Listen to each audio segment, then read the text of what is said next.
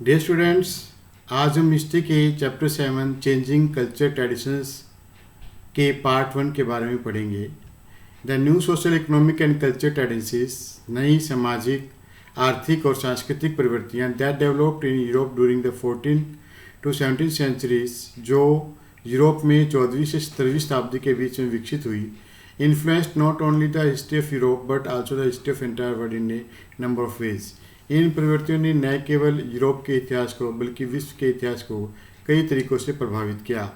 As a result of the growth of this tendencies, इन प्रवृत्तियों के विकास के परिणाम स्वरूप there were various significant changes in the medieval culture traditions. मध्यकालीन सांस्कृतिक परंपराओं में बहुत से महत्वपूर्ण परिवर्तन हुए। The new tendencies that develop during this period, नई प्रवृत्तियाँ जो इस समय के दौरान जो है विकसित हुई, can be studied under the flowing heads, उनको निम्नलिखित हेडिंग्स के अंतर्गत पढ़ा जा सकता है, उनका अध्ययन किया जा सकता है। सबसे पहले द रेनेसा, पुनर्जागरण। Renaissance is a French term meaning reawakening. पुनर्जागरण एक फ्रांसीसी शब्द है जिसका अर्थ है पुनः जागना। The renaissance was not a religious और पॉलिटिकल मूवमेंट। पुनर्जागरण एक धार्मिक या राजनीतिक आंदोलन नहीं था। It was a culture movement, यह एक सांस्कृतिक आंदोलन था।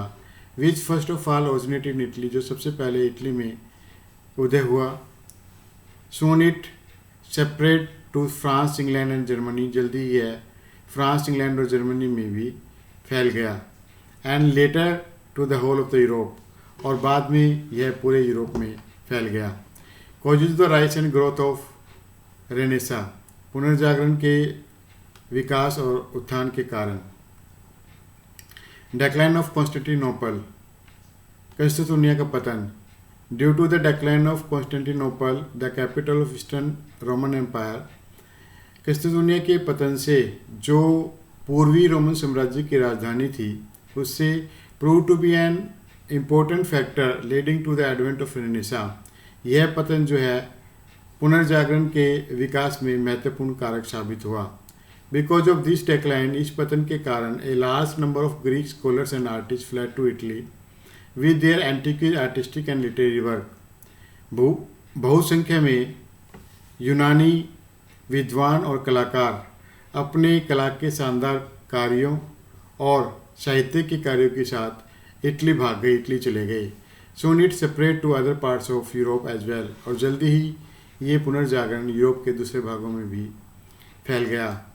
डेक्लाइन ऑफ फ्यूडलिज्म, सामंतवाद का पतन। The decline in feudalism also contributed greatly to the advent of renaissance. सामंतवाद के पतन ने भी पुनर्जागरण के विकास में महत्वपूर्ण योगदान दिया। Feudalism based on the exploitation of the peasants was a hurdle in the path of social mobility.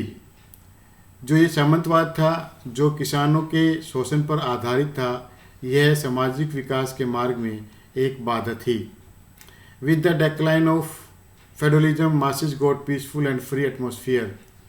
सामंतवाद के पतन से लोगों को एक शांत और स्वतंत्र वातावरण मिला। रिजल्टेड इन इंटेलेक्चुअल ग्रोथ, जिससे उनका आध्यात्मिक विकास हुआ। Which further encourage the new artistic, literary, scientific and philosophical progress, और आध्यात्मिक विकास होने से बाद में कलात्मक, साहित्यिक, वैज्ञानिक और दार्शनिक उन्नति में प्रोत्साहन मिला। इम्पैक्ट ऑफ क्रूसेड्स, धर्म युद्धों का प्रभाव। The people participating in the crusades came in contact with the new people and were influenced by their new ideas and thoughts. जिन लोगों ने धर्म युद्धों में भाग लिया था, वे नए नए लोगों के संपर्क में आए और उनके विचारों से प्रभावित हुए। They were highly impressed by Eastern culture and civilization based on logic and reasoning. ये लोग जिन्होंने धर्म युद्ध में भाग लिया था, ये पूर्व की संस्कृति और सभ्यता जो तर्कों पर आधारित थी, उससे बहुत प्रभावित हुए।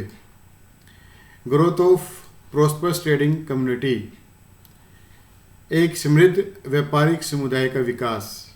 The growth of trade and commerce added to the prosperity of trading community. व्यापार और वाणिज्य के विकास ने जो है एक व्यापारिक समुदाय को समृद्धशाली बना दिया। The prosper status became pattern of art and literature. ये समृद्धशाली व्यापारी जो है कला और साहित्य के संरक्षक बन गए। They extended their patronage to scholars and artist. इन्होंने विद्वानों और कलाकारों तक अपना संरक्षण बढ़ा दिया। Consequently new developments to place in literature and science. परिणाम स्वरूप साहित्य और विज्ञान में नए विकास हुए and making a significant contribution in the advent of Renaissance.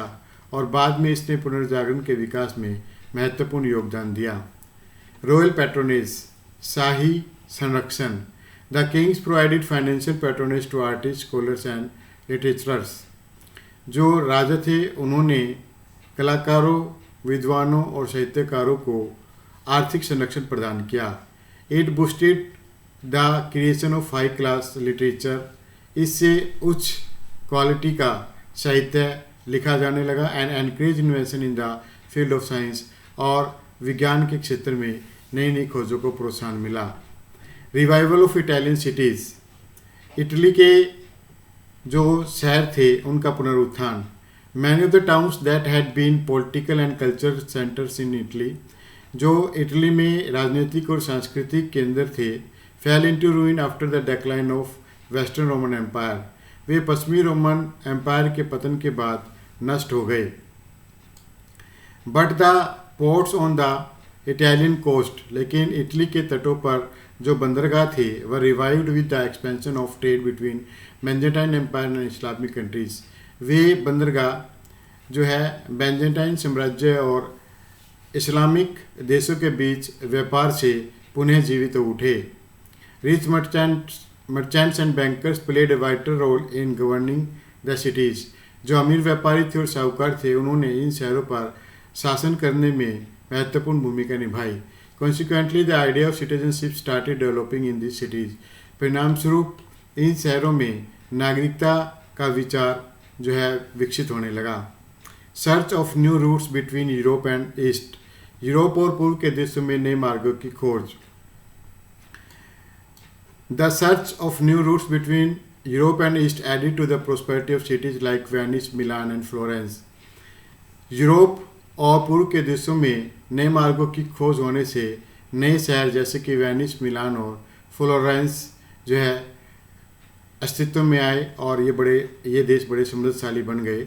This cities very soon developed into prominent centre of international trade. और ये शहर जल्द ही अंतर्राष्ट्रीय व्यापार के केंद्र बन गए। Resulted the prosperity of masses and growth of Renaissance. परिणाम स्वरूप लोग जो है समृद्धशाली बन गए और पुनर्जागरण का विकास हुआ। Separate of humanism features. मानवीय विचारों का प्रसार। The meaning of humanism is to take interest in human life. मानववादी विचारों ने मानव के जीवन में इंटरेस्ट लेना शुरू कर दिया, यानी कि मानव के जीवन में मानववादी विचार पनपने लगे। टू रिस्पेक्ट मैन, मनुष्य का आदर करना। To accept the importance of human life, मनुष्य के जीवन के महत्व को समझना। And make efforts to reform and promote it, और मनुष्य के जीवन में सुधार लाना और उसको आगे बढ़ाना, ये मानववाद की विशेषताएं थी। In renaissance period humanism was known as an ideology. मानववाद के समय में पुनर्जागरण के समय में मानववाद एक ऐसी विचारधारा थी that led more emphasis on worldly interest as compare to the spirituality, जिसने आध्यात्मिकता की अपेक्षा सांसारिक हितों पर ज़्यादा जोर दिया। ये मानववादी विचारों ने आध्यात्मिकता की अपेक्षा सांसारिक सुखों पर, हितों पर ज़्यादा ध्यान दिया, ज़्यादा जोर दिया। In this way human life became more comfortable and enjoyable. परिणाम स्वरूप मनुष्य का जीवन अधिक सुविधाजनक और आनंदमय बन गया। Thus the growth of humanism proves to be very child of the Renaissance। इस प्रकार जो मानववाद था वह पुनर्जागरण की आत्मा सिद्ध हुआ। इस प्रकार हम ये देखते हैं कि पुनर्जागरण ने यूरोप में काफ़ी विकास किए। पुनर्जागरण की वजह से यूरोप में बहुत से विकास हुए।